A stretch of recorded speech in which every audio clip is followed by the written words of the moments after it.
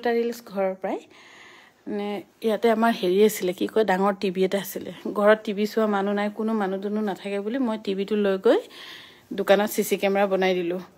হেৰি সিসি কেমেৰাটো সৰু হৈ আছিল হেকানে ভাবিলো আৰু সিসি কেমেৰা বনাই দিলো দোকানত লৈ গৈ এতিয়া অইকলি আৰু তাই বৰ পিটিকলি যে একদম এতিয়া কাপোৰটো খুলিব পৰা নাই খুব ধুনিয়া এইযোৰ আমাৰ কটনত পাট বোৱা প্ৰথম জোৰা একেবাৰে খুব ধুনিয়াকৈ বনোৱা হৈছে মোৰ এনেকুৱা এটা জোৰা আছিলেই সেম হেতু প্যাটাৰ্ন বনোৱা নহল কিন্তু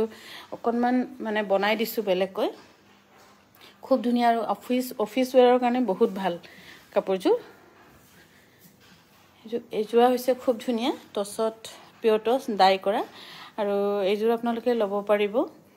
8700 rupeesত ৰেডি টু ওয়্যাৰ থাকিব আৰু বৰ্তমান ৰিলছ বনাই আছো ঘৰৰ পৰা মই আৰু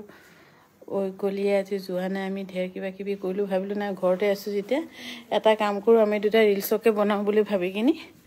দুটা ৰিলছকে বনালো এইটো দেখাই দে আৰু আছে ভিতৰত আজি দোকান একেদিন নিয়া নাই কাপোৰ বেছিকে হেৰি বইলোৱাবোৰ গুটেখিনি ইয়াতে ষ্টক হৈ আছে এইযোৰ খুব ধুনীয়া এইযোৰ কিন্তু শিখাৰ অৰ্ডাৰ কেলিফৰ্নিয়া যে শিখা তাই অৰ্ডাৰ তাই বিহুতে অৰ্ডাৰ দি গৈছিলে তাৰছত দাঁত ফিটকে বা বনাই দিব বুলি কৈছিলে ধুনীয়াকে এনেকৈ এডি আৰু হুটাৰে বনাই দিয়া হৈছে 8700 পৰিব এইযোৰাও ব্লাউজ পিসও খুব ধুনীয়া